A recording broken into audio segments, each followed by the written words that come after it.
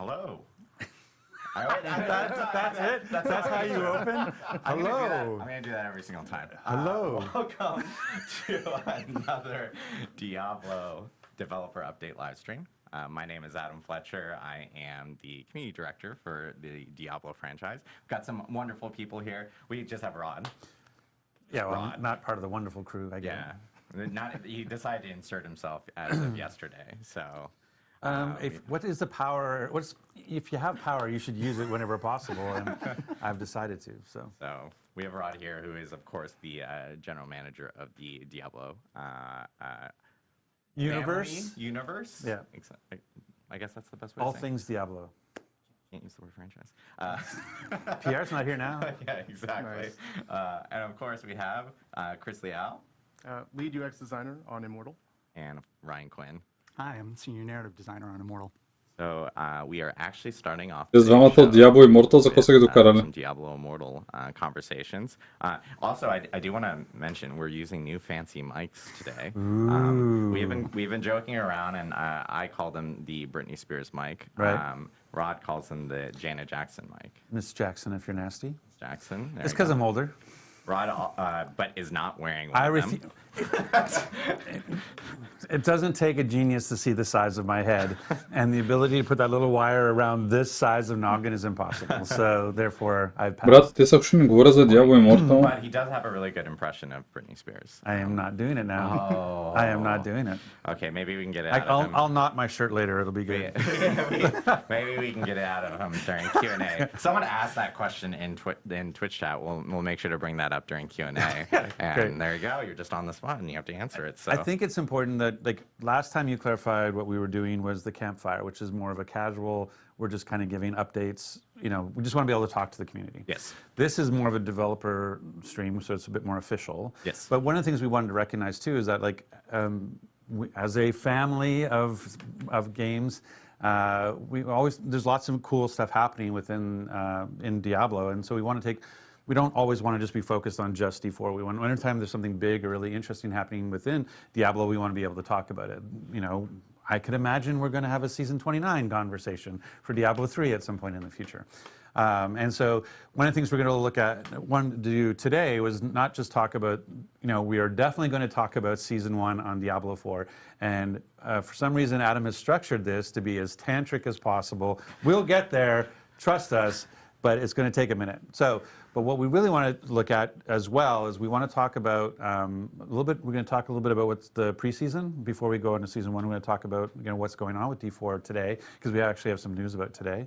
Another tease, didn't mean that. And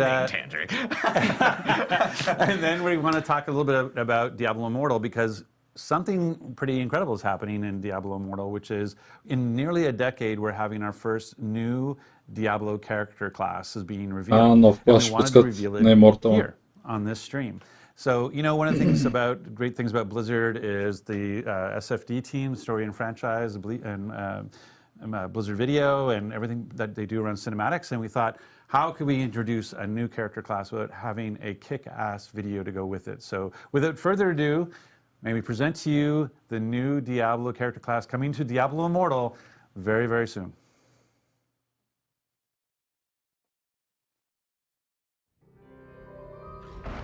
The darkness has always been with us.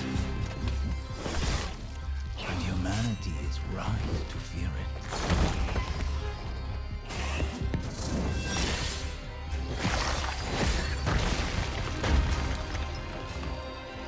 The darkness wants to consume you and all you love. But my kind claim its power and wield it in defiance.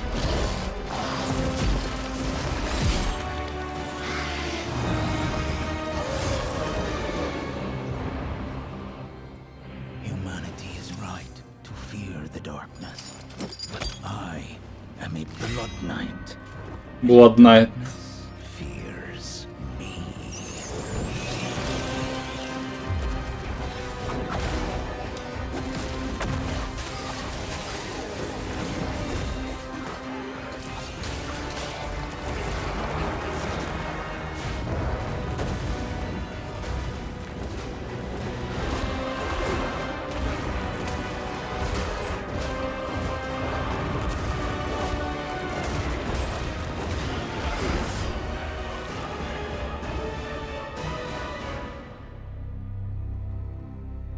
Blood Knight.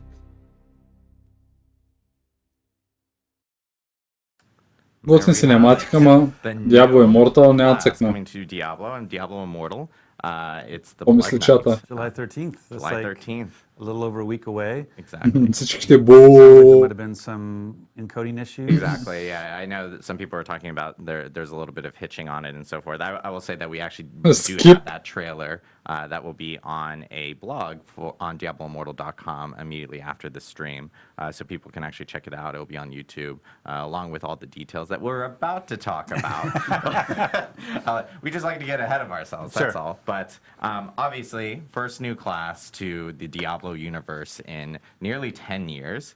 I think there's a lot of questions in regards to like the story and so forth behind the Blood Knight. Ryan, give us a little bit of background regarding the Blood Knight itself. Yeah, sure. So I think historically, when we released DI, we released it with these sort of 6 very, very familiar, very stalwart classes that all of us love, that many of us have been playing for decades.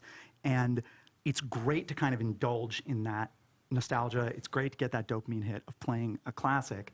But after 6 classes, it left us with the opportunity to do something that felt really new and different.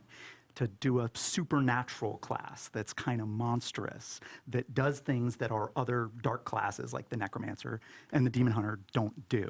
And so we're really, really stoked about the opportunity to release the Blood Knight on everybody. Nice, nice. Yeah, I know, like, obviously everyone's kind of seeing the Blood Knight and they're thinking, like, is this, like, vampiric in some sort of way? Or, like, how does this... Моята първа мисъл беше, те с Дракула ли ще пуснат. Right. Within Diablo. Само so за the вампири си fine помислих. details are Blood Knights and vampires are intertwined. On Sanctuary, vampires are kind of like living plagues. They go from hunting ground to hunting ground. They kill people, they bite people, and sometimes people who they've bitten, they suffer this monstrous transformation. They start to devolve into what we call thralls, kind of like lesser vampiric beings, long teeth, hunger for blood, all that stuff. And a Blood Knight is a person who, through means of an ancient ritual, has that curse of thraldom arrested inside them, frozen essentially in place. They get some advantages, but they get some drawbacks too. What do you mean the curse of turning into a thrall is a drawback? in a way? Малко ми прилича на their Witcher-а. thraldom is essentially on pause. So basically what happens is a Blood Knight, also preternaturally strong and fast, can see in the dark, can smell blood from a mile away, doesn't age anymore, as you've seen in the concept art, very, very fancy.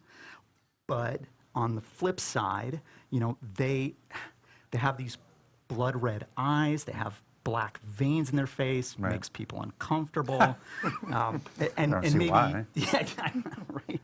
And sort of more pivotally than that, you know, deep inside their soul, there is an abomination, a monstrous darkness that hungers for violence.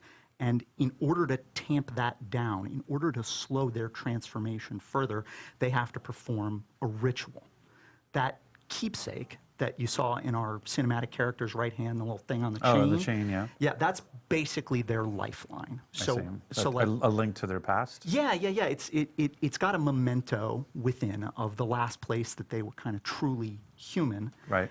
And so every morning, noon, and night, they're doing ablutions with this thing to hopefully continue to keep the darkness at bay. But, you know, it's a process. Right. The ritual, it's hearsay. You know, it's been passed down for hundreds of years.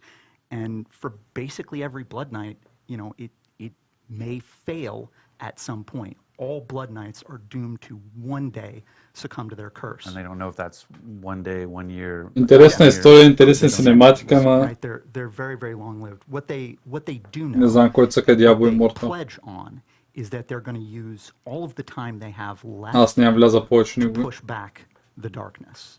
And ultimately for them, since that is such an uncertain question, it's really about their inner sense of balance. Can I do enough good Right. to make up for the evil that will rise when I'm gone? Yeah, I just wanted to give a shout out because we had the art up there earlier, and that art is gorgeous looking. At the same time, they're very pretty. I've been joking about it. I'm like, oh, look, they're so pretty. Well, if you were going to turn into a monster, you'd want to stop Well, right it's here, funny right? because they're very gorgeous here, and then they turn into the abomination, which is really funny to see. So it's like a complete opposite of what it is. I mean, you mentioned the abomination. I think we saw the Blood Knight turn into this creature during that. So what actually is going on here? Like this is I guess Chris will talk eventually about like how an abomination comes to me, but this is basically them tapping into what's inside them to change form. Yeah, they're letting the curse off the leash just a little bit. It's going to grant them extreme power in the short term. This is the Bruce Banner Hulk thing. Yeah, but maybe there's a little anime teardrop there of like, do I come back? Трябва съм честен. Имаш как бих скипнал до Diablo 4 частта. I know with the Blood Да, Knight, изчата мислите. obviously, like, it's new class. How does it fit, Chris, into the like a gameplay style? Like, what if you're playing at Blood Knight? What can you expect the style to be as a person that's actually jumping into Diablo? Yeah, so the Blood Knight is actually a melee hybrid class, meaning there's tons of up-close combat. Брат, за къв чип са сложили Diablo Immortal в точно този момент, в който всички чакат първи сезон на Diablo 4. Са базикашни.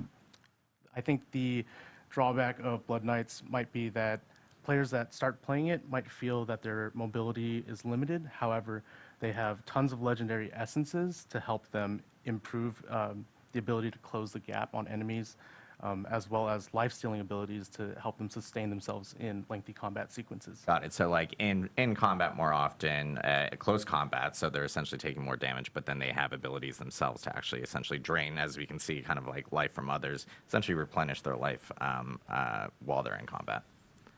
The kebab attack, as I like to call it. The skewer. The skewer attack is my favorite thing right now. I was like, so what's happening there? We saw it in the trailer. We see it here as well, is where they're basically able to stab an enemy, smash it around like as if on the end of a hammer. So that's, you're like, Chris is like, yeah, that's basically it. You defined it.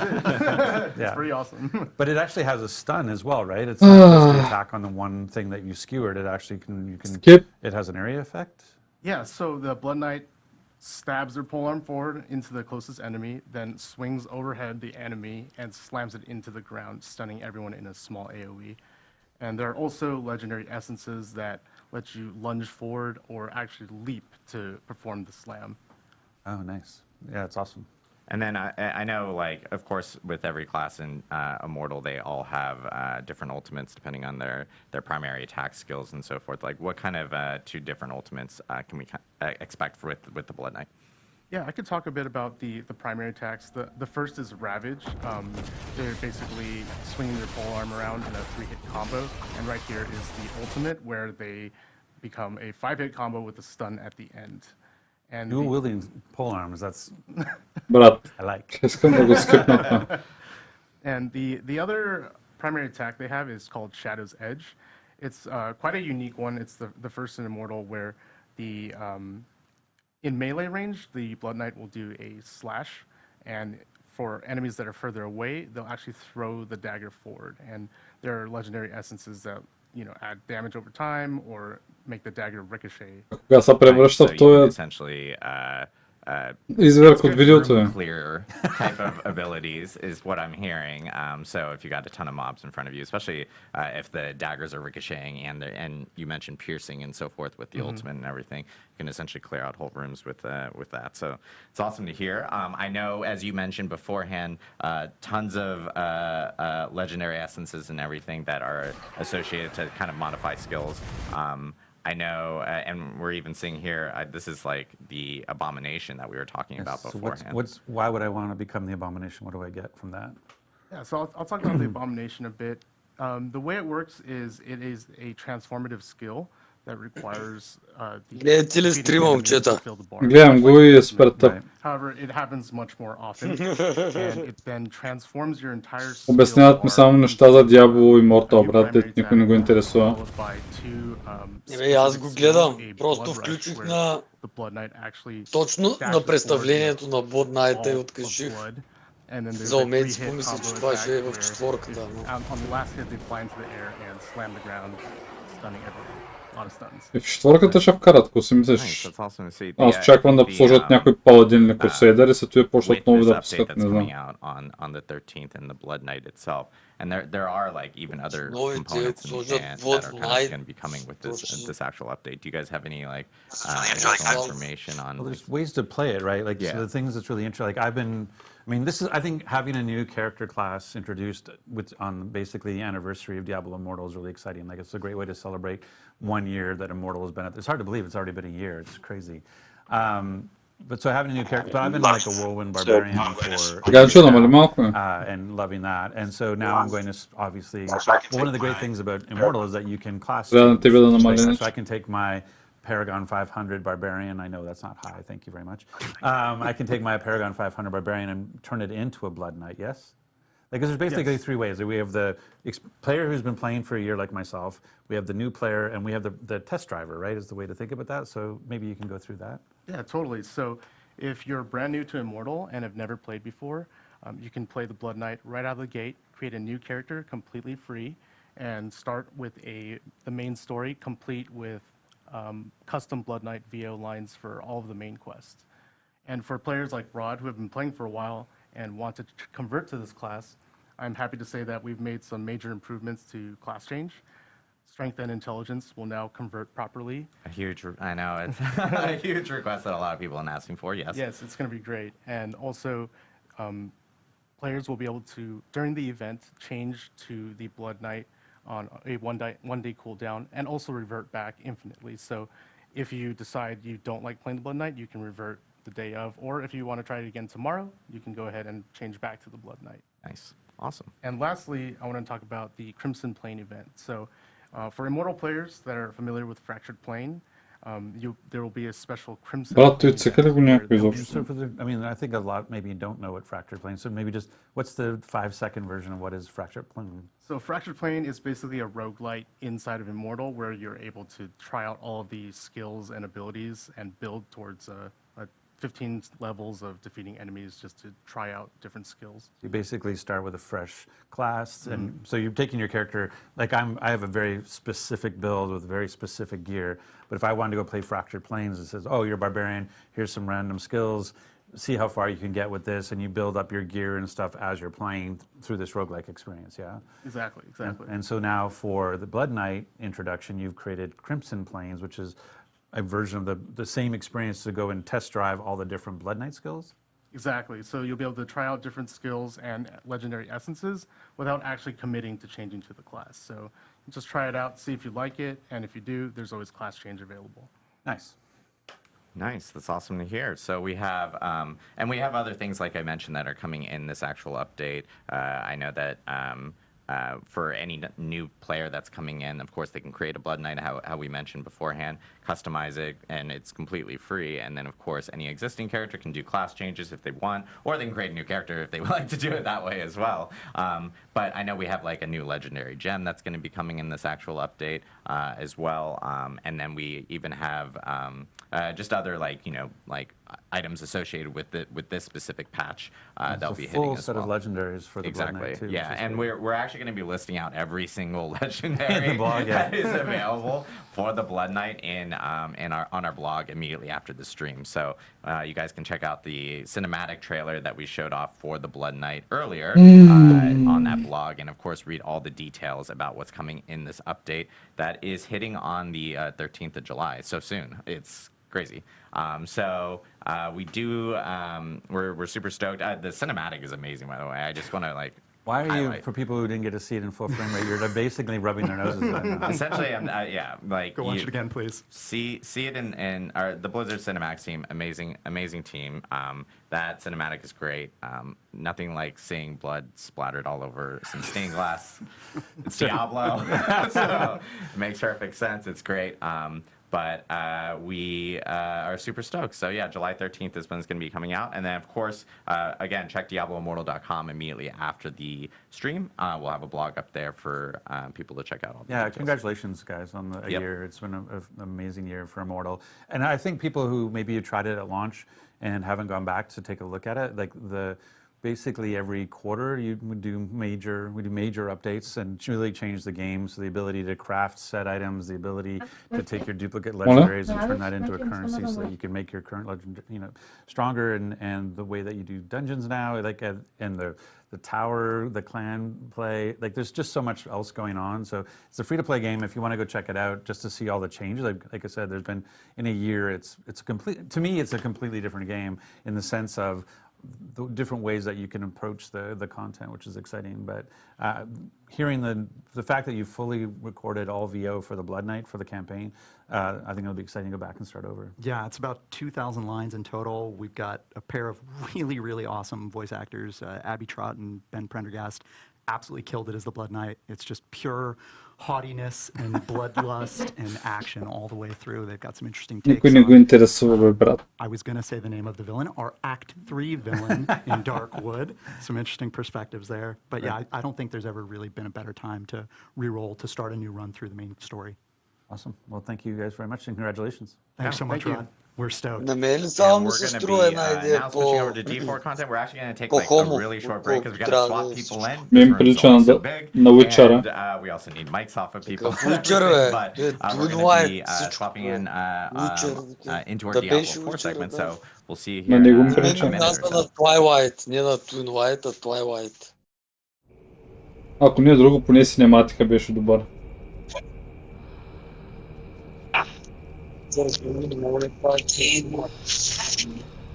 Като сега той ще е истинската игра.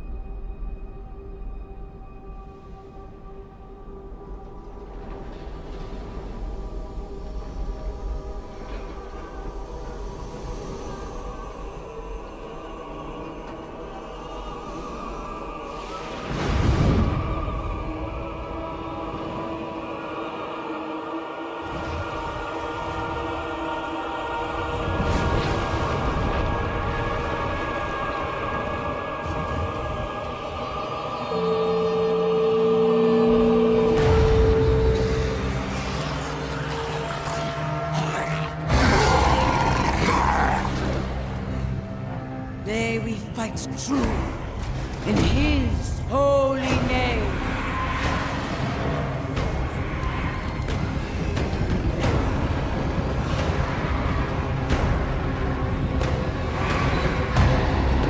Blessed be the light.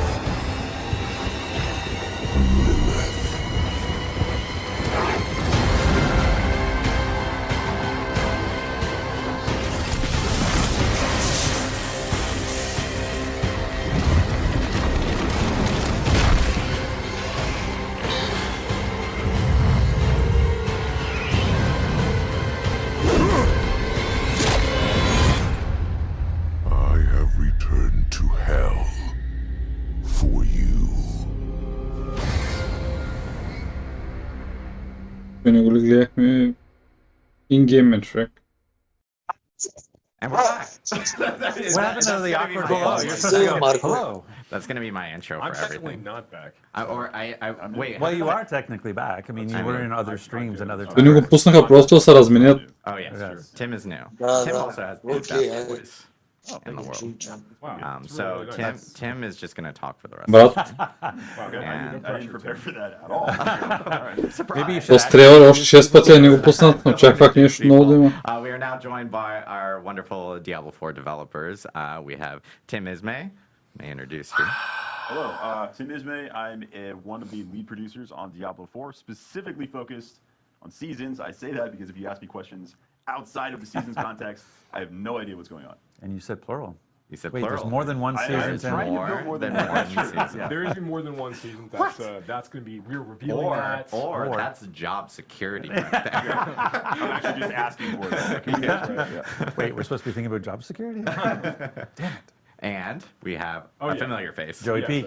Yes, I'm Joe Pipora. I'm the Associate Game Director for the live service, and I'm excited to talk about Season 1 today, at last.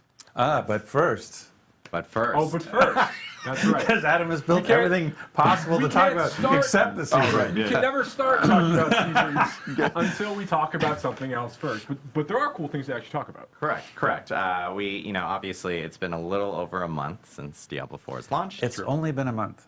Is it? Well, if you include No, but you're right. It is. Yeah. Like I always, the amount of feedback we get about like, hey, this thing, and you're like, it's been like 5 weeks. Like, Exactly. give us a second. Exactly. So, it has been a month, a little bit more than a month since Diablo 4 has wait, actually how did you launched. guys get a season done in 4 weeks? That's incredible. We started it well before. Те са ги започнали половин година предварително, е, братле. We're extremely good at our job. Wait, so you I don't want to get in started the weeds, before the everybody. game I launched? don't want to get in the weeds, everybody, but like we did start before the game launched to make sure that we could actually release. I thought you were just going to say something. zombies are really easy to make, and so therefore it was. Yeah, oh my obviously god. that's what it is. Okay. Also, people are saying that your mic is low, Mr. Joey P. My mic Yeah, is low. so I don't Okay, know if I'll bring it in a little we'll bit. fix that. I promise. Live broadcast, everyone. I Live can broadcast. project everybody. Yeah, That's he what's going can- to He take. can start screaming. Just scream at everybody. And you haven't seen So I Joey P interrupted. scream. So you, Sorry. you're talking Sorry, about the 5 week. I was just shocked by the 5 week thing, but anyway. So yes, it's been 5 so weeks. obviously it's been 5 weeks since we launched. We've had numerous updates to the game, hot fixes, patches. We actually had a campfire chat in between where we talked about even a big update that was coming before season 1. 13-page. Yes, patch 13 notes? page. Which people are like, well, that must have been like 14 point font, double spaced. And I'm like, maybe it was, but it still was very big. It was like 11 pages and it went on the actual site. But we've addressed a lot of feedback and everything related to the game. We still have more feedback that we're actually going to be addressing. And I will say that later this afternoon there is going to be another patch, climb patch. Surprise, spoilers, or announcement. We will have patch 104. That's going to be hitting all platforms later this afternoon. There will be patch notes posted this Simon, afternoon. no Not patch. as, very much not as chonky as 103, but it does address additional feedback and issues that people have been reporting over to us in the actual one? patch notes. Come on, put you on the spot. Funny enough, did I actually have this printed out? I don't think you can say that 1.04 is coming this afternoon and not give an example of something we're fixing in 104. I know that they are actually doing a gameplay fix in regards to, or a gameplay adjustment to Helltide chests, so that Helltide chests will now actually drop unique items. Yeah, have the chance to drop unique items, but yes. Sorry. Have the chance, not like a guarantee. So it's relaxing, right? Now that's quoted, and I'm just like, Tulee, Ганчо. but, So that's okay. That sounds stupid. На Helltide чествате вече имат шанс да дропнат уникално. With Helltide chests, so I was mistaken. Добре. Yeah. It's so there are some content types that the rewards are not dropping like unique items from it. So like Whisper bounty caches, for example, don't have a chance to drop unique items when you turn in for those. Didn't know that either. Yeah, but I think that there's opportunities for us to continue to like try to expose this more as we talk about these things moving forward. But yeah, this is an opportunity now. We want to make sure that when players are trying to target farm for certain kinds of uniques for their builds they need to grab in order to bring those things online, that those Whisper caches really can be used as a way to or not Whisper caches, the tortured gifts you can get from the Helltides events. Those are really good opportunities to go and try to go for those. And that's this afternoon. So once 104 goes out, once your uniques can drop in. That's Helltide right. chests. That's right. That's this afternoon. Yep, and I will say, like, we've been getting, like we've mentioned, I think, many times already in this stream, we have been getting a lot of feedback related to bugs, issues, or even just, like, general gameplay feedback, and it's something that the team has been reading through and getting through, and those are things that, obviously, we're addressing as we get through all these different updates in the future and everything. We're building a big backlog. Like, this is the thing, I was making the joke about they started before, like, seasons started before we launched, just to try to set expectations. Like we're moving as fast as we can, but we have to move also safely, because if we move too fast, we can kind of vibrate the game out of stability. And so we're trying to be as reactive as we can, but in a safe way, and knowing we have a large backlog of Season 1 was already well in flight, and Season 2 is also very much well in flight. And so we're trying to make those adjustments. So we hear the feedback, so please don't take the lack of instantaneous response as in we don't hear you. We hear you. We hear about, I want to lock my inventory. We hear you about all the different types of things that you're giving us feedback on, and we appreciate that feedback, and we're doing our best to address it as quickly and as safely as possible. So, so just trying to manage expectations that sometimes it can feel, but again, it's only been 5 weeks. This is a game that we are going to, we're going to support for years to come. This is a foundation of, we said the launch was the beginning, not the end. And so we're going to be continuing to support this game through many seasons and through expansions and what have you. And so please just allow us some time to catch up and work through our backlog to get to those items that we know that you care about. And I do want to note that we're, as we were in preseason, we were obviously shooting out a lot of updates really quickly, and this is something we talked about a little bit on the campfire chat, but we are going to get into a more systematic way of being able to update the game, so it's not just going to be like ad hoc, hey, guess what, a new client patch type of thing, unless there's an emergency. But yeah, people start to find some familiarity with how we actually update the game around seasons and client patches that may occur, whether they are in between or only on seasons and so forth. So we'll have that actually communicated out, and people then know what to expect going forward when we do have different updates or different patches that actually do hit the game. I think it's really important that we have now talked about things we did in the preseason. We've made a number of changes on the balance side. We've responded to a lot of player feedback. We've got 1.04 coming out later on this afternoon. But Adam, what do the people want to hear about? Zombies! So we're actually now going to talk about. No, but we do want to talk about season 1. Season 1 is coming, and we actually have a really cool trailer to show off. We'll jump into it. So hit it, Rich and Matt.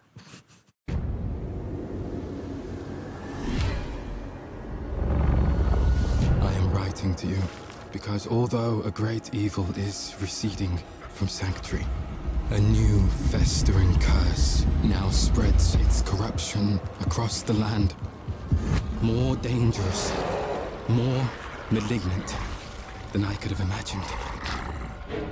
I have found a way to stop this plague, to rip the dark power of these monsters from their very core and turn it to our advantage in destroying them.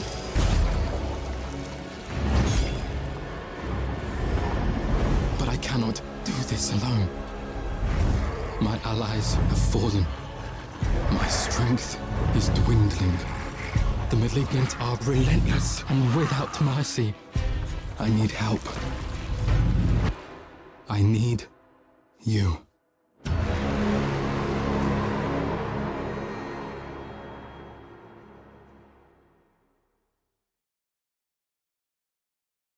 Advised. 2 седмици. And there we have it. The first season of Diablo 4 coming out on July 20th. The season of the Malignant. Lots to talk about there. So we're actually going to jump into it. No, I'm just kidding.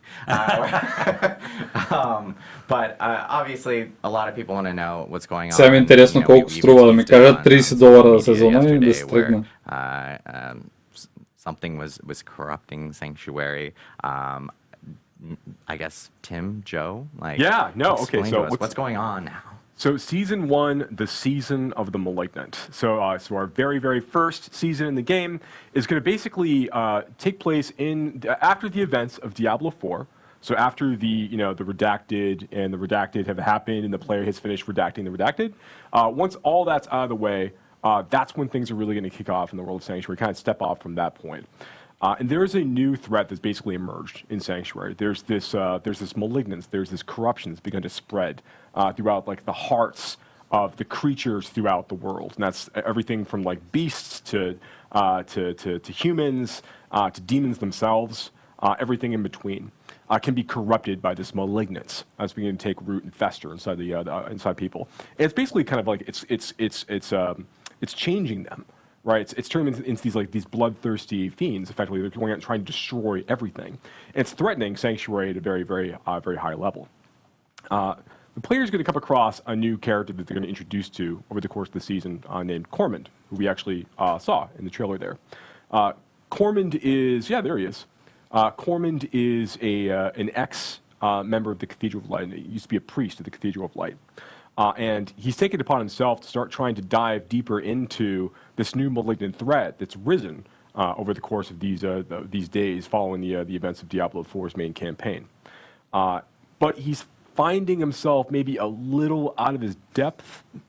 You say, Tim? Like, what do you think about Cormond? Yeah, he's trying to fix the problem on his own, and then I think when he's not 100% successful, he comes to the player and says, "Hey, you were really helpful in the past. Could I get a hand from you?" So that's kind of where things start. Yeah, he's very. I think that you'll find like he's a person. Everything in the room is on fire, but he's sitting there like, "I can fix it. You know, we can find a way to solve this, right?"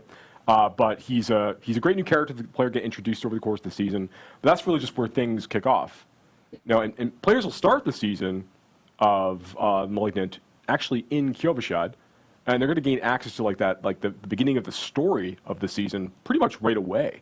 You know, so you're able to start off right at level 1, like jumping out of the gate and be able to start like following the thread of this new season storyline.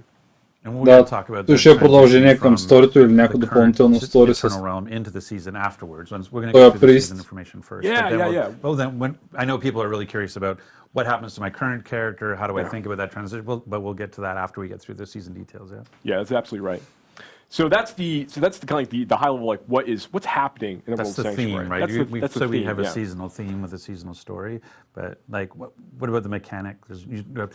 On top of the theme, there's usually the seasonal mechanics. So what's the mechanics that we're looking at? We're trying to add more stuff to seasons that appeal to everything that a player does in Diablo 4. So we are adding story, the elements of what you're going to find out about what is actually happening to Sanctuary, but then we want things that are new challenges for the player, things that you can fight that maybe you haven't fought before, as well as new powers, things that you can build your character in a different way, a different direction than maybe you did in any previous season, or in this case in the preseason when you had just the Eternal Realm. So hitting all of those notes, we're starting with a mechanic around the threat. So what is the threat? The Malignant. We've been talking about it a lot. Where does the Malignant actually show up? That actually shows up throughout the entire game. When you're playing in the world of Sanctuary, anytime you encounter any elite monster, there's a chance that it will spawn as a malignant version of that monster. So that malignant version is going to have these growths on it and some additional power. After you kill it, a heart will actually appear, the exposed malignant heart that was causing this. If you then interact with that heart by using a cage of binding, it now starts a ritual where it's pulling all the malignants in and a new, even more powerful version of that elite is spawned. Why would you want this? How does this help you? Well, if you can manage to beat that even more powerful version where you see these other minions are now helping it, these other malignant creatures, now it drops the caged heart. You've actually put all of that malignant power into this cage that is an item that you can use that is kind of like a gem. It's like a gem in the sense that you can socket it into gear. It is very much not like a gem in the sense that it has an enormous amount of power. Think of a legendary item, the kind of power that's in there. It's like that, maybe even a little bit more than that. So you can take these malignant hearts, you can socket them into your jewelry, and that gives you these kind of stupid new broken builds that are hopefully balanced, they are extremely powerful. So these are new options of how you can play the game. Yeah, so this is really, really cool, right? So one of the things we really want to do with each season, to Tim's point, is we want to make sure that we're providing new ways for players to engage with Diablo 4, new problems for them to solve, new ways for them to customize their characters and kind of do new cool stuff. Right. And that's what Malignant Hearts and the powers associated with Malignant Hearts really allow us to do. So one of these things, so yes, you can take a Malignant Heart that you've managed to collect from one of the consumed that you managed to kill, when these super malignant creatures that you've killed this way, and you can socket them into your gear. We have 32 new, I'm not going to say like over 30, we have 32 new malignant powers. You know exactly how many powers. Technically, it's 32. So we have 32 new malignant powers are going out this way. These are new legendary power-like abilities. You can see this one here, critical strikes, electrically charge creatures for a set amount of damage. So these there's a lot of really powerful things like this that you'll be able to kind of like interact with over the course of time. But each of the malignant hearts you're collecting are actually like a category. They're associated with a color. So if like, brutal hearts, for example, or like have a blue color to them. And they'll only go in rings and jewelry during the season of the malignant of a matching color. I see. So when you're hunting for when you're finding new amulets and rings or gambling at the Opal's vendor, whatever it is you want to do, you're kind of looking for specific socket colors. Or if you're getting И най-якото е още едно нещо за инвентара. Още едно нещо да ти взема място. You out and get Mother's Embrace because you need another Mother's Embrace. And yes, you can absolutely. One will never do. But what's interesting, so there's 3 different types of color sockets, yes? There's 3 different types of colored sockets, but there's 4 different types of malignant hearts. Yes. Go on. Well, okay, I guess I will. So the last malignant heart type is called basically a wrathful. It's an extremely powerful malignant heart type. They're very, very rare to find. They will fit in any colored socket as you go. And you kind of want a combination of all of these. So even though the Wrathfuls are pretty strong, you're really only looking to probably have like 1 or 2 of these based on what you might actually need for your build, over the course of time.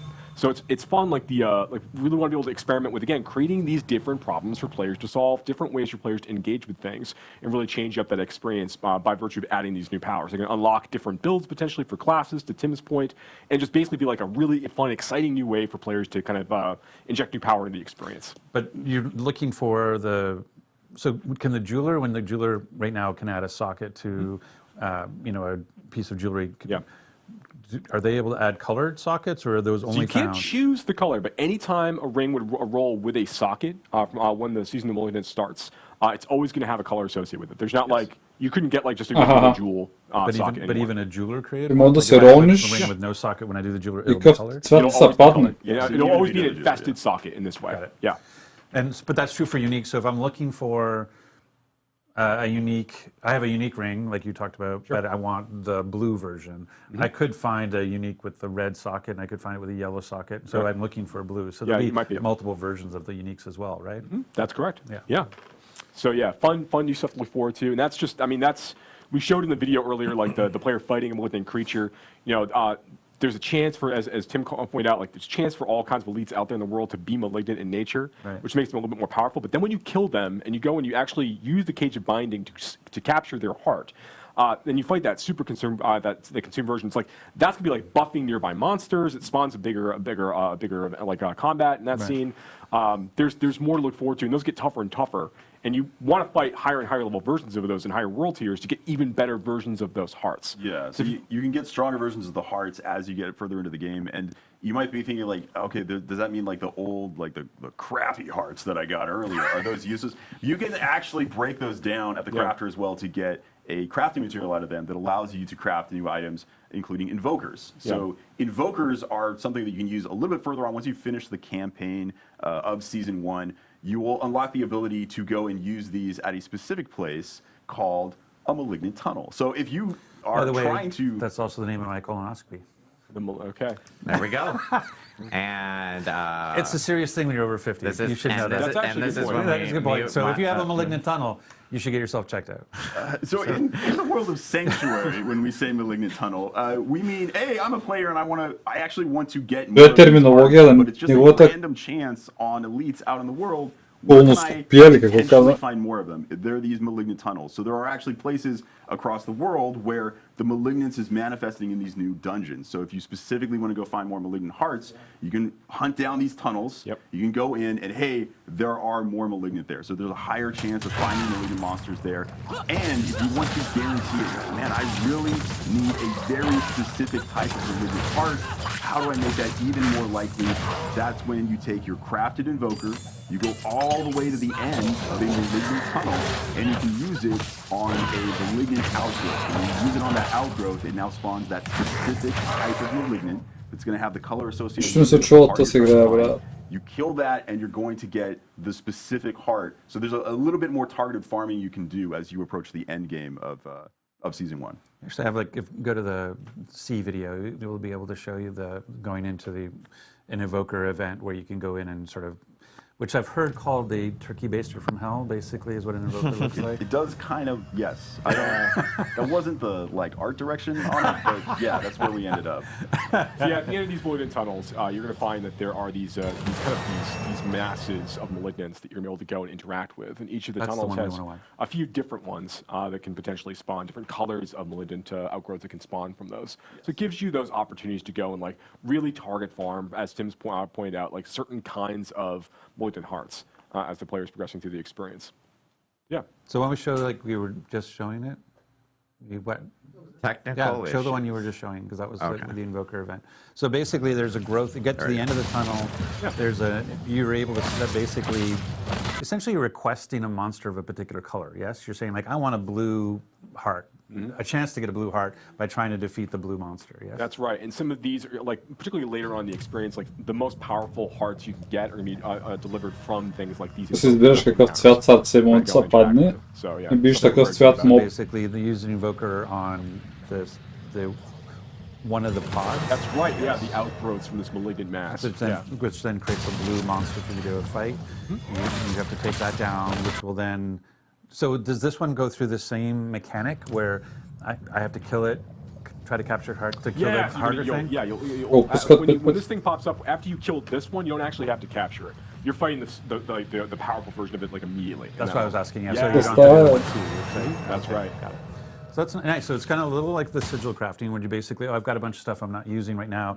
I can craft it down so that I can focus what malignant hearts I want. Because maybe my build, I know I want a brutal heart, but I haven't been running into any blue malignants out there in the world. So now I can go into a malignant tunnel, fight my way to the end, have an opportunity to use the Invoker to create a blue malignant to go after its heart. Yeah. That's right. That's right. Yeah. Roger's called it out. And I know. That's all I'm here to do is summarize.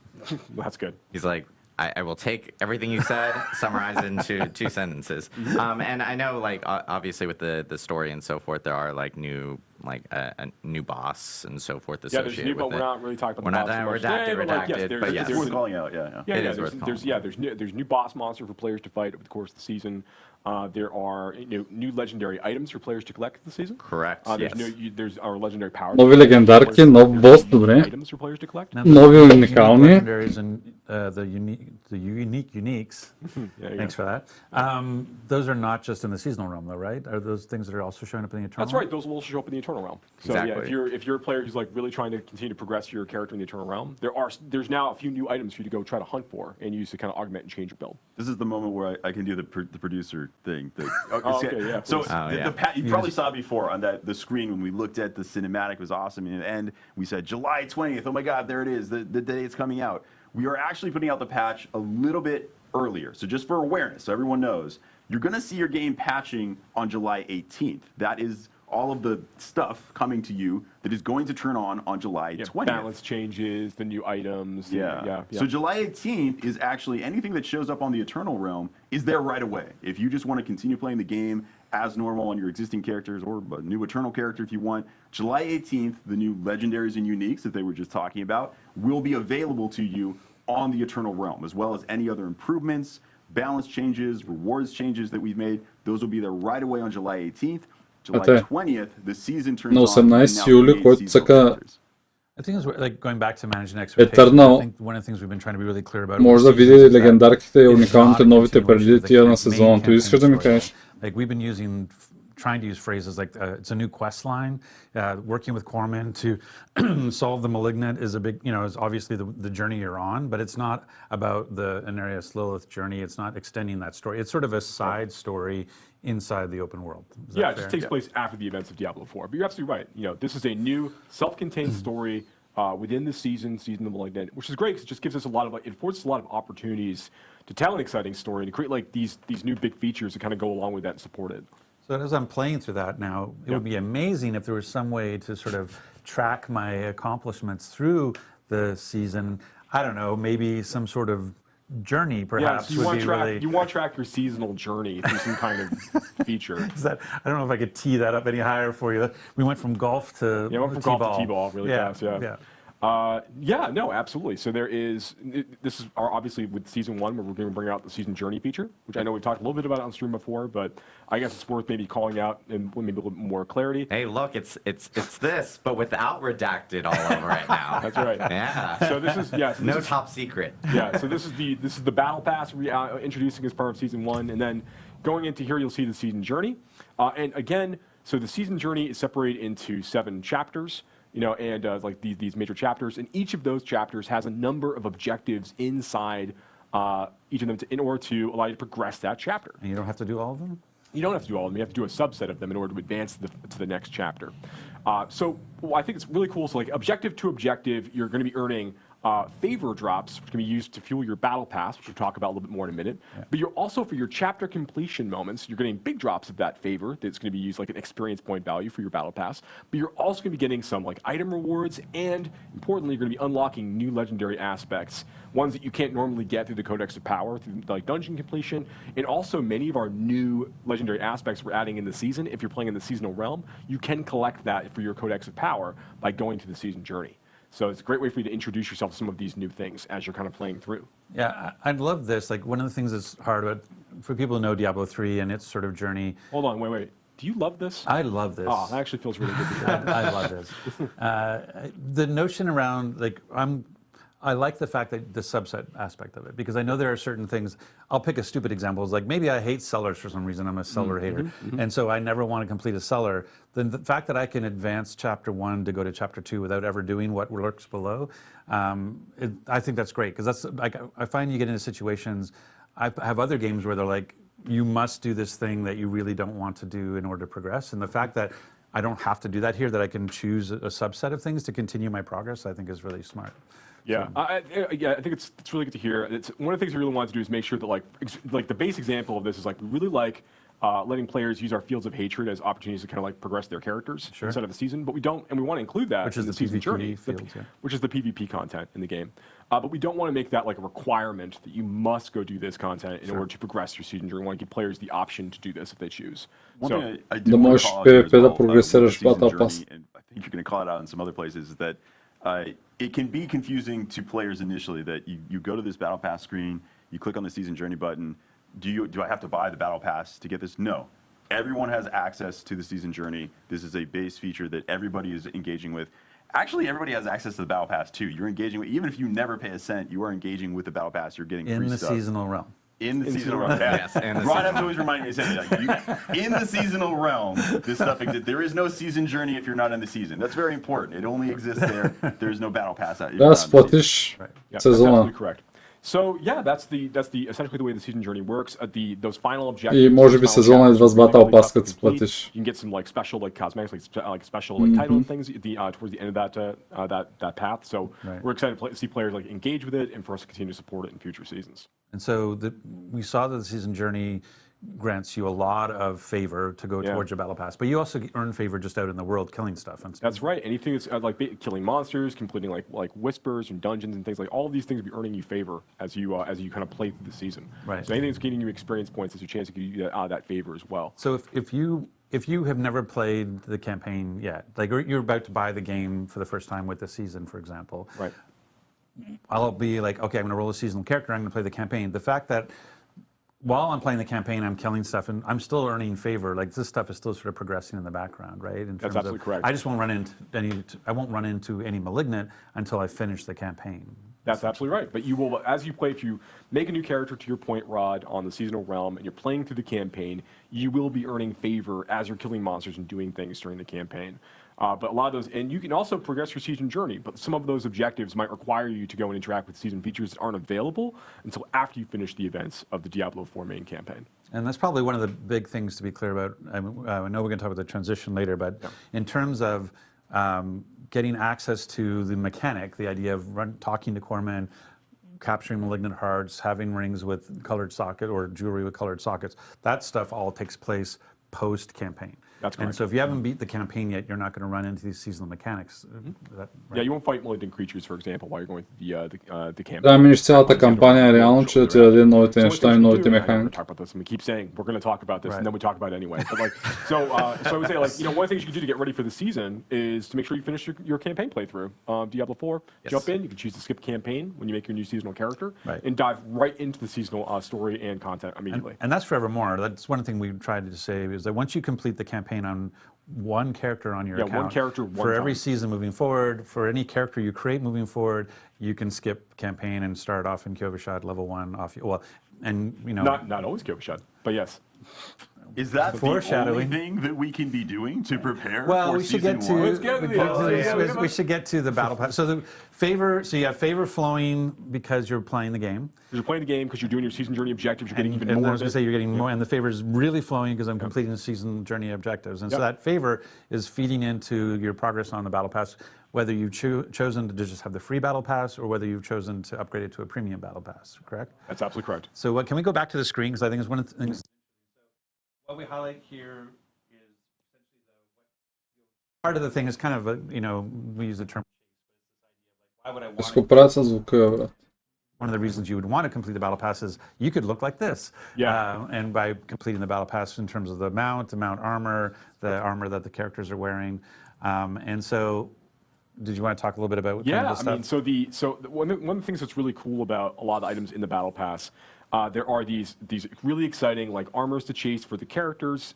There are like fun new emotes to go chase for different classes, and we have even things like the like what we're showing off here, like the Artisan's Tunic. We have some things that are like these. And this is actually one of our free cosmetics. Actually, is this the things are like a little bit lower fantasy that we can use to kind of like role play different kind of themes out for your characters, just give you more options. And we have like our bigger stuff like this. Like this is like the Awoken Cold Iron stuff is like some of like the like real chase armor cosmetics that exist at the end of the battle pass. It's one of the things that, like, if you notice either the role-playing armor, like the Artisan tunic, or the helmet, is that one of the big things about the battle pass is that unlike the shop, the battle pass, all of the cosmetics are class agnostic. So we have a preview for all 5 classes, so you can see what it looks like on a barbarian, what it looks like on a druid, what it looks like on a necromancer, and those sorts of things. And that's one of the nice things about the battle pass is everything you're earning on the battle pass, class agnostic. Yeah, for those transmogs. The exception is the transmog weapons. There are transmog weapons on there that are class specific, just because classes can only use certain specific. Weapons. So if your class can equip that weapon, then you have access to it. Just to reinforce, I think it was already expressed, but there are lots of free things on the battle pass.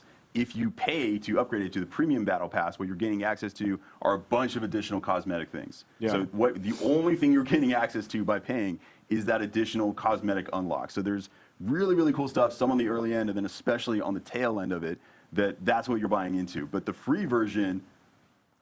Keep going. I'm getting ready to transition. Okay. The free version I know where I want to go after you. Still has some very cool unlocks. And anything related to, well, you wanted to talk more about blessings, right? Well, that's what they're saying with the free side. Like, so we were saying there's 27 free tiers in the battle pass. And part of those 27 free tiers are smoldering ashes that you can get based on how level you are in the game that you've progressed with favor.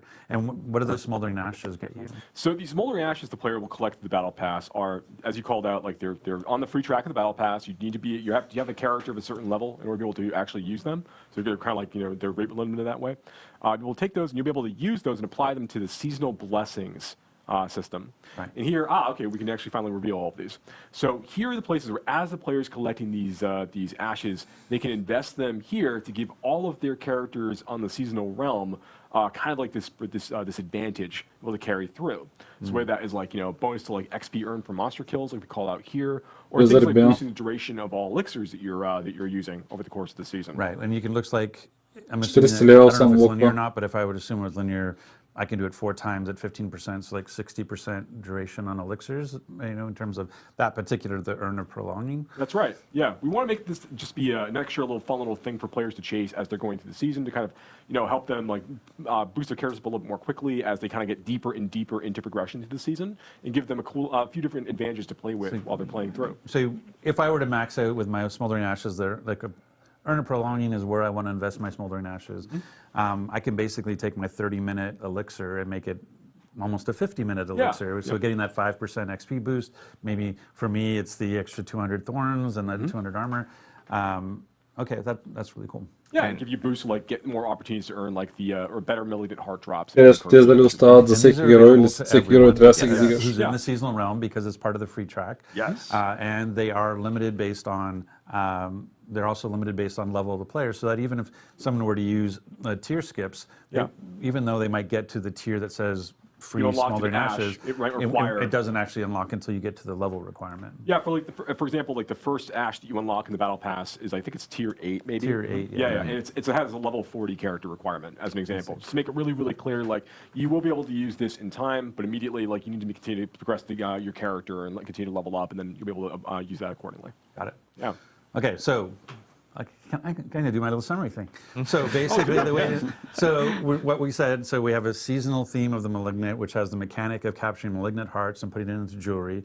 We use that to complete our season's journey. Our season journey is rewarding us favor. Our favor, we're then putting into the battle pass to get really cool cosmetics and transmogs, but also based on our level and our tier in the battle pass, we'll get smoldering ashes. We can use those smoldering ashes to apply a season's blessing, which allows us to use those urns and get sort of perks for during just this season that we've unlocked. That's correct. So the free person's experience, if you never want to pay a cent, you are still getting a lot of power out of the season journey and the free aspect, the free unlocks on the Въпросът е колко струва сезона. Kind of an increase in power for everybody. And then if you want to spend money, just reinforcing that, that's unlocking more cosmetics. And don't get me wrong, like they're amazing cosmetics. I am planning to pay to unlock them myself. But there's no power that comes from them. They are transmogs. They are not actual items. It's just a transmog you can place on your armor to look cool. They don't actually cause things to light on fire. Yeah, it's just reinforcing what we had talked about before, like even before launch and so forth, is that the battle pass itself, anything that if you do pay for a battle pass, all the paid items are going to be cosmetics and for you. It's no pay for power. And if you bought the deluxe or the ultimate edition, you already will have an ability to make that a premium battle pass. It still doesn't. So that's great for them. So then let's talk a little bit about the transitional side of it in terms of how I go into this or what happens. So there's a couple of different things. There's like, one is like there's a need. So there's a question, I guess we should talk about renown. Like one of the big things that we hear the most about is, hey, I spent a lot of time, and I know I did too, I completed all my renown objectives, I've got full everything. And now I hear, oh, I have to reroll my character in season. Do I have to go find all the altars of Lilith? Do I have to go all clear the fog of war again? Yeah, so I know we've talked about this in stream before, but it definitely bears repeating. So like when season 1 goes live, players are going to be able to go basically carry over like all of the fog of war that they've cleared. So everything, all the world they've explored on their characters in each of the zones, like in the Fractured Peaks and Scotsland and such. All of that's going to carry over, as well as all of the renown you have earned from all of that, all of the exploration. So can we bring up the screen? So basically where we see areas discovered. Yeah. Let's say I've actually, okay, we'll say this is this person. Yeah. So right now they've got 30 areas discovered, which is worth 150 renown. Right. So what's going to happen is in the season, I'm going to have 30 areas clear inside of Kyrgyzstan, and I will have 150 renown already in the bank.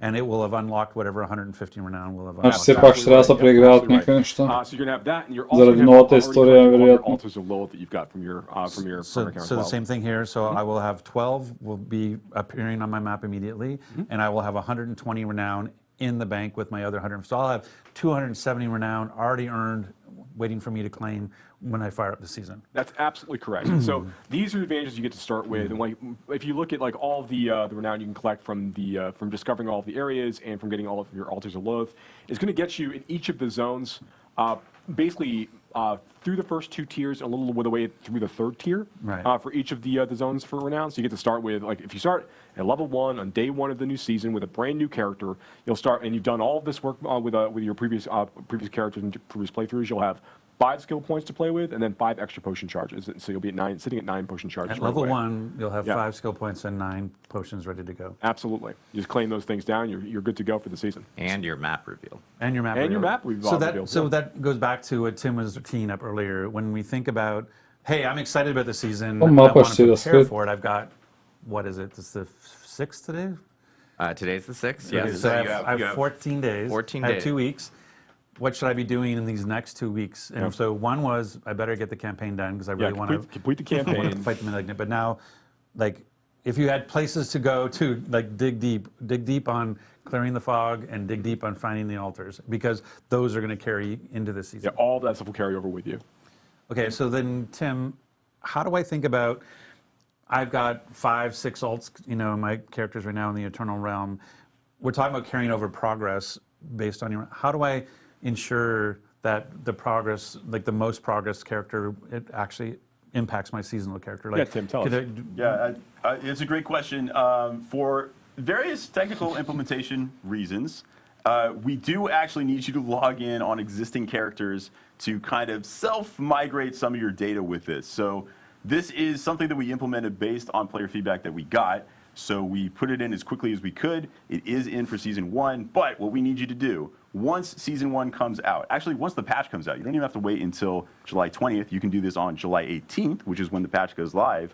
You should log in with characters that have the most progress. If you have a single character you've played, or if you have one character that, hey, on this one character I unlocked all the altars and cleared all the fog of war, awesome. You just have to log in with that person. When you log in with that character, all of that progress is going to be propagated across your entire account. It'll be saved as, hey, this is just unlocked for your whole account now. At that point, any character you log on, either one of your existing alts or any new character you make in seasons will now have all of that progress. So you have to do it once, but after you've done that, it is now saved to your account. And just to reinforce, the experience you're going to have if you have unlocked all of these things, it takes a little bit of work, but if you've unlocked all of that, when you start that new seasonal character, wow, is that a lot of power. You are going to level pretty fast, because extra 5 skill points, extra 5 potions, you are ridiculously overpowered when you first start playing. Like, that is a lot of extra power. It will accelerate you a little bit as you start. And because that is a big caveat, like, we will be reminding everyone. I'm going to be, like, literally screaming from the rooftops. I know we will be posting it in our patch notes on that come out for the patch on the 18th, just to remind people that, yes, реално 19 трябва да се логнеш с 100 левел, който има всичко. Like, if you jump into the season later on, you can log into those characters with the most amount of progress. Well, that's the two things we should, because there'll probably be questions. But one is, I don't do that for whatever. I go on vacation. I'm not playing. I come back. The season started. I can still log in my Eternal Realm character and have all that progress brought to the season. Yes. Yes. Even after the season started. So it's not like, oh, you only have 18 to 20 to get it those 2 days. It's there forever. Може преди да си направиш герой за сезона, трябва да се логнеш с най-развитите герои. Have any progress that's not already credited on your account? Cool, I'm now crediting it to your account. Right. And so that's for the seasonal. So if I think about the Eternal Realm, like for example, my Necromancer has everything. I've got the full bar on renown on all 5. Not humble bragging.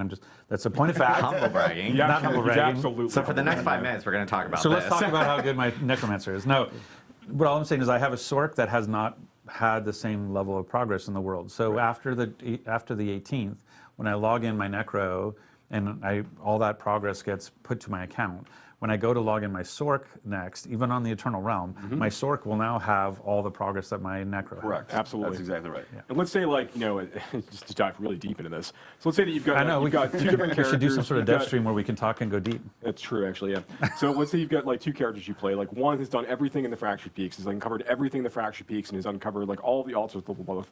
You get another character who's gotten everything in Scott's Glen, who's unlocked, like, all the Fog of War, has found all the altars Lilith. If I log in on my Fractured Peaks character, and just by doing that, all of that credit will now be transferred to my Scott's Glen character. When I log into my Scott's Glen character, all of that credit will be applied to my Fractured Peaks characters. At that point, all of the credit of the progress I made on either of those characters has been propagated to the entirety of my account. Right. So it becomes an and. It's not just like it's and. It's not like the one account that has the most stuff, and then I want to log into that one. No, you want to log into every account that might have like tons of progress if they've made in different directions. Right. And I think to just again, hey, let's talk about managing expectations. Some of you might be saying like, wow, that sounds a little clunky. And I think the point that Tim was trying to make was, hey, prior to season 1, we had actually talked about that you wouldn't have any renown progress carryover. You would have to go find the altars of Lilith. You would have to go clear the Fog of War. Like the original plan when launching the game, or prior to launching the game, the original plan that there was no transition of state from Eternal Realm to Seasonal Realm as part of this. And so hearing the player feedback as we talked about seasons and hearing the response that we got about what, I have to find all the altars again? What, I have to clear the map again? And wanting to make sure that we were listening to the players, we put in a system that allowed us to do that, but it is not the most те са планирали да вкарат да ги съберем лилите още един път. Hey, did you want it done? Did you want it done? The answer is yes. I'm just saying, like, that wasn't the design from the start was not to do this, log in a character on the 18th and make it pass. That's what we had to do to make it happen for season 1. And this was based off of, obviously player feedback that we got since launch. So this is us implementing it quickly to address, the feedback that you guys have been giving. And then on top of that, I like a huge shout out to our engineers for getting this all implemented before we actually jump into the season. Much like the Nightmare Dungeon teleport, exactly. Like miracles can happen and very quickly. So a lot of these actually end up with us going to an engineer and asking how long it would take to do it, and the first answer is to do it right. First answer is they cry. And then there's okay, well, what about to make it work right now? And always, if you told me you wanted to do this X months ago, I could have done it way easier because we implemented it completely differently. So yeah, we make it work, but sometimes the fact that you have to log in to get the progress propagated, we would have made it a smoother version if we knew months ago. All right, like zoom in on me. Zoom in on me. Come closer. Let's do that. Okay, it's not going to happen. There it is. Okay, yeah, all right. It's a live game. We know we need to it's a live game. We know we are looking at trying to make improvements based on the feedback that we're getting from players. We're playing the game ourselves, and we're kind of seeing how everything is really feeling as it's all coming together with a giant audience of players playing and enjoying the game. We want to make sure that we are making the right changes as quickly as we can for the community. Some of those things are a lot harder than others. But like all the feedback, like Adam, you called out some things really early on at the program, like, we're hearing feedback about, this and this, and like, inventory space. We talked about gems last time and things we want to do there. We're trying to move very quickly in a lot of these things. Some of them are a lot more challenging technically to do than others, but we are rapidly moving on as many changes as we can because we are fervently trying to make the very best version of Diablo 4 possible in the fastest time frame that we can to deliver to the player base because we're players too. We also want the same things. So just know that we're working hard. We care deeply. We love our engineers and our designers and our producers and the staff have been helping with all of the hotfix and everything else. We are trying to make sure that we are delivering a really, really high quality experience to players on a regular basis. So just stick with us. Keep giving us that feedback. We're going to keep making adjustments as we go between seasons and other updates. I can attest that whenever Joe would like to make a change based on feedback he's seen from reading it wherever he reads it, the first version is always, can we do this immediately? That is always the first request. Never like, hey, let's get this in eventually. When it makes sense and when it's comfortable. No, it's always, could we do this right now? Is it possible for us to do this right now? So I want to move the Overton window where I just expect everything to be done in 6 seconds. But this is the thing about about doing it safely. Like, I think one of the sort of the junior mistake some people can make is this idea of like time is only what it takes to implement, and it's not. It's time is also what it takes to test and make sure that it's robust and stable. And so that's one of the things that, like, when you look at we have a follow the sun QA organization around the world, and that's what allows us to do, I don't know, we're up to 15, 16 hot fixes or more now. And our big client patches is that ability of not only can we get we have some heroic engineers who can turn stuff around very quickly, but we also have some heroic QA teams around the world who are helping us make sure that when we make these changes, we're doing it in a safe way. So, but I appreciate your patience on that. And so this is exciting. Season 1, Season of the Malignant. Yes. It's finally here. Yes. I'm waiting to reveal this for a long 2 weeks? time. In 2 weeks. And again, like Tim had mentioned. It's not technically here for you all, but soon, very soon. As Tim had mentioned, we will have a patch on the 18th for Diablo 4 that will contain all the changes that will be coming in with Season 1. If Tiffany Watt were here, who was on our campfire chat before, she categorized our 103 patch as chonky. I will categorize words as super chonky for Season 1. It actually is our largest, or chonkster, as Tim called it. I think we were chonkers. So we're going to pull up the Wikipedia entry and actually go through it, the history of chonkers. But yeah, it is very big. So we will have notes up for that. And again, players can prepare for Season 1 by, completing the campaign for sure. And making sure, clear fog of war, discover the map, and of course, get all your altars. So lots to to come for Diablo 4. And then again, we also have just more improvements that will be in that patch. What class our balance changes to bug fixes to you name it. I can go on. There's even some reward changes coming for some Nightmare and Helltide related activities as well, some endgame activities, because I've been hearing some feedback regarding like, hey, it would be great if we can get like maybe better rewards with some of these activities, and so I know some of those changes are coming in that actual update as well. But I know we want to do Q&A. We do. Yeah. And this is a live stream, by the way. Yeah. So I know we get sometimes people are like, I don't know if this is live. No, this is totally live. So we're actually going to be bringing in, we're actually going to kick off Rod because we're done with him. No, I'm just kidding. Rod is actually just I'm actually going to go and annoy you from the side. I know. It's the worst. Rod's going to jump over here. We're actually going to bring back in Chris and Ryan from the Immortal team. Who will be jumping in here. I think you're supposed to open that chair. I didn't do my job. Rod I didn't do my job. Rod had one job and failed to do it. I failed to open the chair. So we're going to bring these guys in. I know we have questions queued up from different people in Twitch chat. So if you guys have questions, of course, feel free to drop in questions. Никой няма пита за Immortal, базикаш с мене. Oh, I need to scooch too because I think I'm yeah, I think we scooch a little bit more. Live television. We're scooching live. And we're scooching live scooching. So here's the problem. We also the production team hates me. I want to give a shout out to our production group behind here because I literally go like, oh, we're only going to have like 2 people, and then we continue to add people, and then Rod wanted to be in it yesterday. So now suddenly we're up to like 20 people, and this room can't hold this many people. So I apologize. They are angels, and they deal with me. But we do have some questions, and I will be kind of going back and forth in between both of them. But we do. Oh, perfect. We do have some questions up here. Someone's also calling me, which is awful at this time. Quick question. Any updates around, this is for D4 specifically, any updates around respecting characters? Yeah, so right now I think that there's a few different concerns we're hearing from the community. There's the general cost of respecting characters, and then there is at various stages of the game. And then there is the actual experience of respecting a character, particularly when you're deeper into the Paragon system. Like that takes a lot of effort.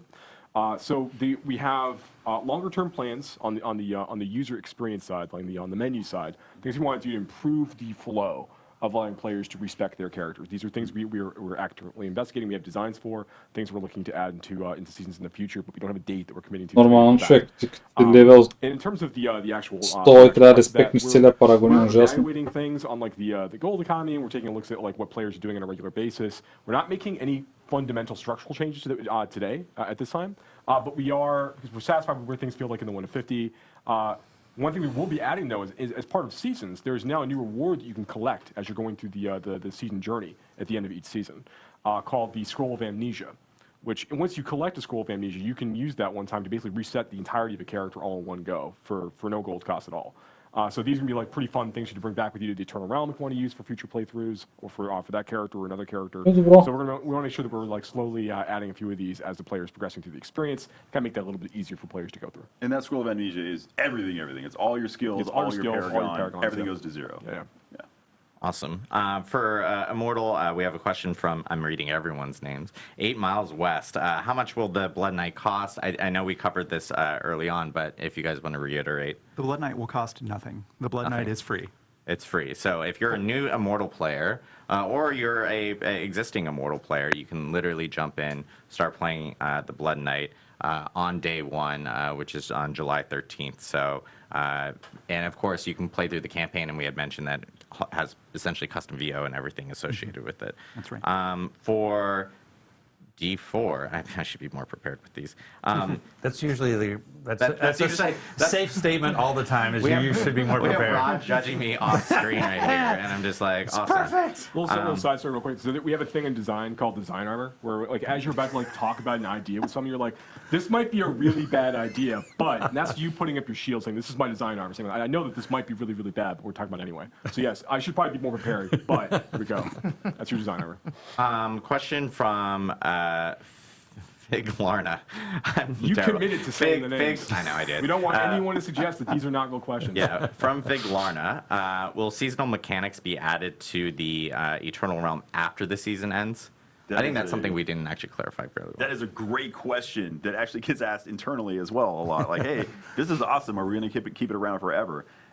Initially, no. Like, initially, the version of the Malignant mechanics that you're seeing are not planned to show up in the Eternal Realm. However, we are reserving the right as developers that if we see something cool and we think, wow, this is just fantastic, this should just be part of the game, that we will just make it part of the game. So it is absolutely an option. Some mechanics you might see in future seasons might be that way right away. We might be planning that, hey, this will show up in Eternal Realm right away. Others will evaluate them as we play them and then see if this is working really well. This is something that we want to integrate with the Eternal version of the game. Yeah, I want to stay on this just 1 second longer. That's not to suggest that we're not going to be, as part of the seasons, intentionally using those update opportunities to create content for the base game, like stuff that will persist beyond the end of the season.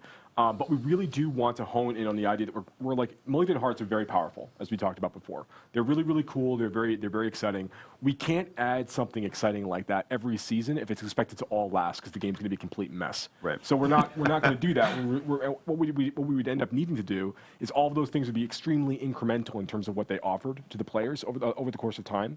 And it would make the game extraordinarily dense in terms of what the players expected to do on a regular basis. And to understand. We know that there's opportunities to extend things like add more endgame features. We know that there's more content that we want to add to the game in general that like everybody's going to need forever, and we're going to be looking at those opportunities as we go. But things like Malignant Hearts, we don't want to have something of that size in Season 1, then add something of similar size in Season 2, and then Season 3 and Season 4, because the game's going to get extremely dense and difficult for players to really navigate. We want to be able to like take these things away, introduce new ideas, but having known what worked really, really well with Malignant Hearts and what stuff we could maybe have improved upon, we get to take all of those ideas forward.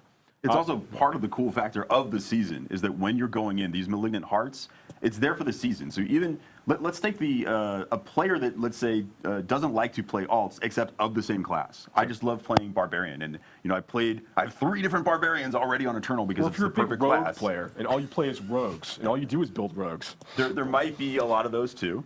But let's say a Barbarian, that's my hypothetical, I'm sticking with it. So I'm a Barbarian lover and I've made all these Barbarians. Season 1 is still an exciting time to make a new Barbarian because we have all of these new Malignant powers that allow you to make radically new builds that are completely different from Barbarians you played in the past. Интересно, можешь новый билд что направить. So that excitement goes away if we just say like, oh, all of these powers just exist in the game forever. The whole idea is that no, every season is a fresh new experience that gives you builds that did not exist previously. So the idea is some of that stuff is always designed to go away. Yeah. So Joe, I mean, one of the things. This is Rod off camera speaking. Rod off camera. Hey, voice right. Joe, yes. Maybe speak to the fact that everybody starts at the same place of the season is one of the benefits, so that people aren't like a year behind when they go to play Season 4. Yeah, that's an important part of this as well. One of the reasons we really like the idea of letting players start back fresh and have like an economy reset, players really jumping back in the experience at level 1 with characters, is it allows us to focus on making sure the entirety of that journey is really engaging and exciting for players to go through. And we want to make sure, like by the end of the first session, for example, like you're getting exposed to like the new features and content available that we're introducing in that season. That everything feels like it's balanced in such a way that players can really enjoy the new things that we're adding in the way that they're kind of intelligently mixed with the rest of the features in the game itself. So that we think that experience is part of what makes a Diablo game anyways, like making a new character, getting those item drops, like building up towards the end. With regards to like the way that we decided to conduct our efforts in seasons for Diablo 4, we think this is a really, really like the prime example of the way that we can make this work. But I wanted you to hit on the point, the fact that if somebody buys the game. Yeah. They're not like fundamentally behind. Yeah, if somebody, look, I'm gonna mess with the camera people. Can you? Yeah. You can't even do it, can you? You can't even get there. All we can do is I can just have my talking and stuff. Oh, hey, what's going on? The notion of the thing that we're talking about is that we want, again, the game is a live service. The game's gonna live for years. We want somebody who buys the game a year from now to not feel like they're a year behind when it comes to. So one of the benefits of seasons is, in Season 4. On day 1, you and I are both level 1. I bought it that day. You have owned the game for a year. Я zato харесвам да има пълен We ресет. play together and have fun together. And so as opposed to everybody from this moment on is now falling behind, seasons allows us to have that fresh start for everybody, right? Yeah, that's actually, I could have put it better myself. That serves as a really, really good opportunity for us to make sure that players have a starting point together when you want to come in a little bit later into the game experience. If you've taken a season or 2 off because something else came out, we want to make sure that it feels like, the most important thing for us in seasons, like kind of going off script in a different way now, is that like when you're playing seasons and you're playing Diablo 4, you're having a great time. And when you've reached all the goals and done the things that you think are really, really important, and you want to go like take a break to go play something else for a little while, that's fine. Yeah. That's fine. We do the same thing. You don't fall behind. But when a season rolls and there's new things for you to come check out, that's a great time to come back. Particularly if you had a good time playing before. That's exactly when you should come back and check out Diablo 4 fresh. Okay, I'm out. Sorry. Yeah, I'll be honest. When the next WoW expansion comes out, there's a non-zero chance that I'm going to play WoW for a while. But it's great to know there's a point that I can come back to Diablo 4 and question here from Jeffrey Allen, and didn't specify the D4 or DI, so I'm actually going to ask both because I think this is relevant to both. Also, Why do you have a new mic? I actually don't know. But yeah. 2 mics, guys. I'm very. I'm very. I'm too like Adam. You have me in stereo. Can you say which cosmetics will be transferring between characters? So for instance, like for Diablo Immortal, we'll ask this specifically for Diablo Immortal, and then we'll talk about Diablo 4. But in regards to transferring cosmetics, like if you ended up buying a cosmetic in Diablo Immortal, does that actually also appear on the Blood Knight? So cosmetics purchased prior to the Blood Knight's release will not be retroactive. However, the sorry, what was the Mother's Lament set? Hatred's Heritage. Hatred's Heritage will be available for the Blood Knight. Oh, nice. Okay, cool. So going forward, there will be now new cosmetics available for the Blood Knight, just as they are for all the other classes in Immortal. And then I guess for D4, will cosmetics be transferring to seasons, and will they need to be reobtained? I know this was like a question that we get a lot from people in regards to transmogs, and if you salvage specific stuff, how does that work between characters from Eternal and Seasonal realms? Yeah, I believe that's all transferring over with you when you go into the new season. And obviously, every cosmetic set that you're purchasing via the store and via the Battle Pass, that stuff also is going to be carrying over with you. Yes, so if you ever unlock anything, your whole account has access to it forever, is the current functionality. Nice. I shouldn't say it that way. It sounds like we're going to change it. Yeah, that don't use the word forever, ever. Yeah. Let's see. Nightmare, this is from Kincho Kimo. This is Nightmare teleport was great, but why can't we just teleport right into dungeons rather than just to the entrance? So this one I think is interesting because Nightmare, we obviously incorporated the teleport here in 103. It was another thing that we had talked about where it was community feedback that we had gotten. Нормално, човек, аз не виждам лойката да съпортнеш пред дънжена, а не направо вътре. И да гледаш два лоудинг скрина. Outside of dungeons and kind of go through like a couple load screens. It was a quick, implementation from the team and everything. So I know it's something that we've been hearing from our side, and it's something that we're going to be looking at more here in the future for optimizing and making sure that we can implement maybe in a better way from some of the features that we've been just kind of adding in really quickly. On Immortal, we have. Was there some sort of Castlevania inspiration with the Blood Knight? Looking very, very similar to some popular characters from that franchise. Very pretty vampire-ish people, but not vampires. I think we discovered Adam's kink, by the way. We can turn off Rod's mic now, so that's all we need to do. But yeah, was there any inspiration kind of thrown with the Blood Knight? I think, when you're working with a tropic idea in fantasy like vampires, you take inspiration from all over. The spear thing puts us in mind of Vlad the Impaler. The aesthetic, you've already talked about some potential references, but I think for us is as much like what we take out as what we leave in. We don't want the Blood Knight to feel like a grab bag of all vampiric myths. They are very specifically grotesque, blood, shadow, knightly weapons oriented. And so there were things like turning into mist, like turning into wolves, etc., that we immediately said, hey, these need to be off the table.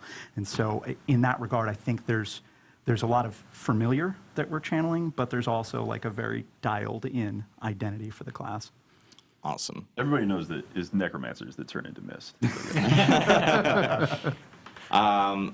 Let's see. In regards to Diablo 4, we have, will you guys be nerfing or buffing in the middle of seasons, or will you be making changes after the season starts? Yeah, it's a really good question. So, this is from Godic, by the way. So there you go. Okay, I just wanted this to. is a real person. So yes, this is a good question. So we made a number of adjustments during the preseason period to make sure that we're bringing some builds back into where we expect them to be functionally and performance-wise. When we go into the season release, we do want to create structured moments in time that we're going to be talking about, I think, more in future streams when we expect like buffs and nerfs to happen. So we have like a regular set of like patches that are going to be occurring after the season is released, where we have like a better schedule, like in cadence when we're talking about these things. We really want to try to reserve like big nerfs and big buffs for only like extreme outlier cases, and really, things where they're really damaging the end game experience for a number of players.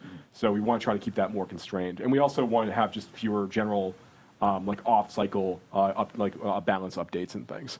So we're kind of keeping things more into this weekly cadence like we talked about. Yeah, I think Реално няма правят драматични промени, тъй че. If one of the malignant powers, I know I joked about them being broken, but if the zone lights on fire when you use a malignant power, we're going to patch that. But otherwise, we're going to try and keep things stable. I know we're running close on time because we were planning on this stream to be 90 minutes and we're 1 minute away. So I'm going to lightning off a few questions.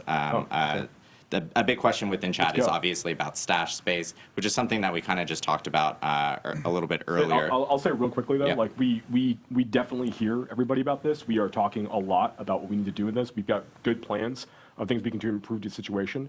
I know it's frustrating to hear me say like, what you were able to do this, like you could be able to do like nightmare dungeons this quickly, but like the reality is like we are moving really quickly on this, and we're going to be trying to provide more space in the future, but figuring out how we're going to get that accomplished. Yeah, and also one thing to note is I know we talked about during campfire chats about how gems and so forth were going to be part of materials in the future. So I know when that hits, like that will obviously free up a lot of stash space. There's lots of different ways to kind of like slice away at this problem, and that's like an example of what we're trying to do to start trying to mitigate this a bit. Jim the Q guy asked how much time between seasons. He still wants to level up his game. So in between seasons, obviously, there is. We had talked about seasons lasting 3 months. It's a minimum of 12 weeks. Sometimes it might be a little longer, but you'll always have at least 12 weeks to complete your season. Correct. Yeah. So you guys will hear the calendar dates, right? But so you guys will hear like no matter. 12 седмици сезона. Like once we hit that 3-month period, you'll start to hear news about the next season actually hitting and everything like that. And then this one, I guess for Rod, are there any plans on new classes coming to Diablo 4? We've just heard about the Blood Knight, so they're. We have nothing to announce at this time. Oh, wow, that was very strange. Yeah, Rod sitting off camera can answer that perfectly. So yeah, I think we're going to wrap it here for today. Obviously, we talked a lot about all the stuff with Diablo Immortal for the Blood Knight coming out on July 13th. We also have for Diablo 4 Season 1, Season of the Malignant, which is going to be the patch will be on July 18th. And then the actual season starts on July 20th. We do actually have 2 blogs, one on DiabloImmortal.com and one on Diablo4.com. They'll be going live either right now or immediately after this live stream. That'll have all the details and information that we just talked about here on the stream. And yeah, lots of stuff coming up here for Diablo. Patch this afternoon. Oh yes, and there's a patch this afternoon. You'll be seeing. Oh, I forgot. That's why I have to do it immediately after this stream. I was trying to get out of it, guys. We will have patch notes up on Diablo4.com. We have a patch article. And we'll be updating people when that patch does hit. It is a client patch. It will require a download. It will be on all platforms. And yeah, lots of Diablo stuff coming up here in the next few weeks. Really excited. Happy Diablo family. Не, сега ще има, днеска ще има патч или утре. Това е друг патч. Това е патч към сегашната ситуация на играта.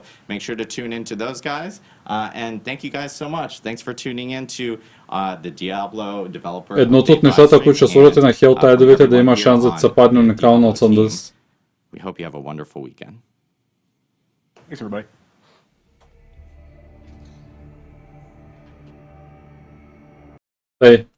Значи общо взето тия типове за новия сезон ще дадат ново стори с оня прист. Ще има някаква нова механика, която ще дава всичките ти бижута ще имат различни цветове сокети и тия цветове може да вземаш някакви различни цветове сърца, които да ти дават някакви обмения допълнителни, да правиш различни билдове. И общо взето, качелито е най-интересното. Ще има нови легендарни надписи, нови итеми легендарни, нови уникални итеми. Някакъв ендгейм бос ще има нов. Няма да е само Лилит. И днес като цяло ще има апдейт, който или утре, не знам сега, не чух кой час, кога точно ще го апдейтнат, който ще има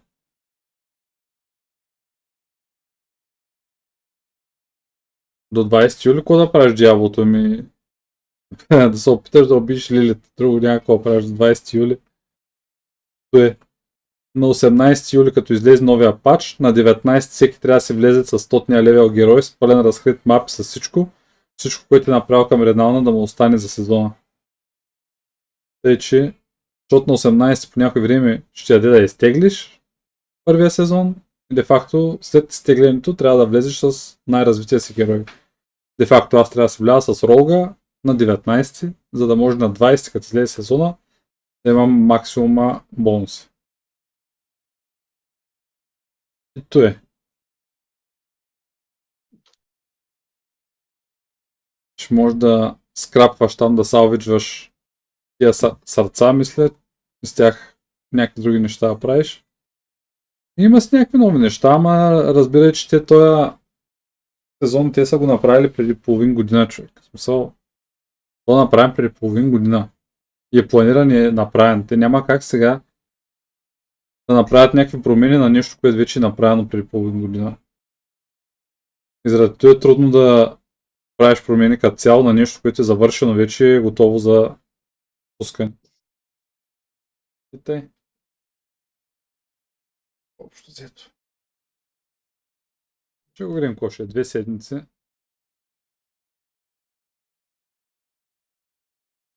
Две седмици. И ще видим става ли, не става ли. Съм сигурен, че половината по-качествени въпроси на чата изобщо не ги игнорираха, ама това е друг въпрос. Тъй. Много неща игнорираха. 100% човек. Нормално. Като нямат отговор в момента. Но ще видим. Какво ще е? Що ще стане ясно? От 2 седмици тече.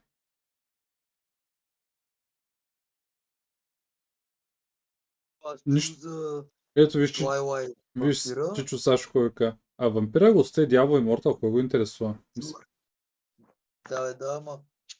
Защото малко след трейлера спрях всичко. И 20-30 минути не слушах.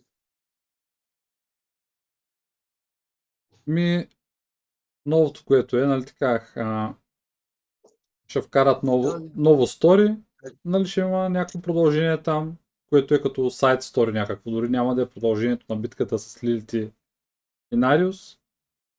Ще има там някакво друго стори, си някакъв прист. Чай, че тук от Диаблото постнаха някакво типче.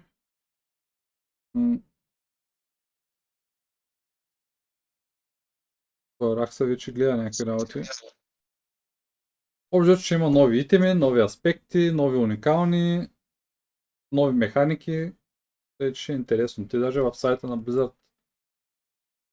Чай да видя. Ето да са, може да е интересно. Ако всеки... То пък и аз да гледам, а са забавени, така че... Да, ето.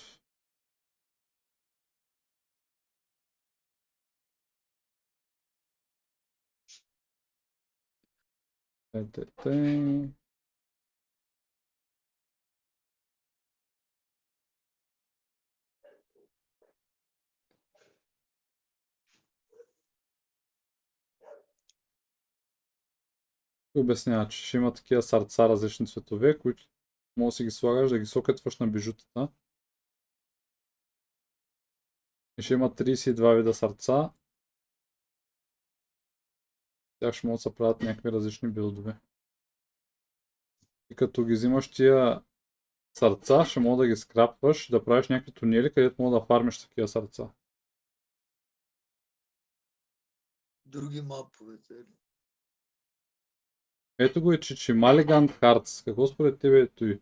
Не знам за какви руни говориш, той са сърца. Това е новата механика за новия сезон. Малигант Хартс.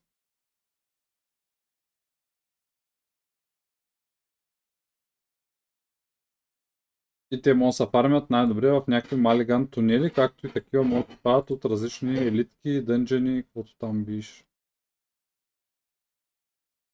Ще трябва да си направиш сизънал герой, защото е ясно. Мапа и доколкото разбрах повечето мапи, лилите минават към новия сезон. Общо взето е. По Battle Pass има някакви козметики, де ще взимаш такива. Ще има Season Journey, там ще дава също, можеш кодекси оттам да фармиш. Изпълняваш някакви баунтите най-вероятно. И тъй. На 18 юли ще яде да го дръпнеш, 19 юли трябва да влезеш задължително с най-силния си герой, за да може да ти даде те бонуси след той. А не е задължително, да е смисъл за хора, които влязат един месец по-късно, просто след като изтеглят сезона, трябва да влязат първия път с стария си герой, с най-развития си герой и след това да си направят нов герой за сезона. Просто се логниш, логин, логов и си правиш сезонен герой. Ще има ново от кампанията, че да. Ние ще имаме, може би, направо премиум Battle Pass, защото сме платили най-високо такова. Поне първия сезон. Ама нищо не казаха дали колко ще струва новия сезон или какво. Не знам. И то е. Общо взето. И ще има сега, какво ти кажа. 12 седмици е сезона. Ако цъкаш по 10 часа на ден, вероятно контента е за 3 седмици, ама това е друг въпрос вече. Нали? Масата 99% цъкат по 2-3 часа на ден, тъй че те вероятно за 12 седмици тама ще се капнат нещо и сменят сезона. И то е. Пост. Той ти казвам, като си излезне някаква бързаш човек, ако не нямаш колко се чуеш какво правиш, може да цъкаш по 10 часа, ама иначе по 2-3 часа е таман ще развиш нещо и ще дойде новия сезон и пак мога да продължиш, ако ти мейн играта. Аз обаче ставам за сеч. Ще я вечерям, за той нещо изобщо забравих. Ще го дават от 2 часа от тези класи. Айде, ей.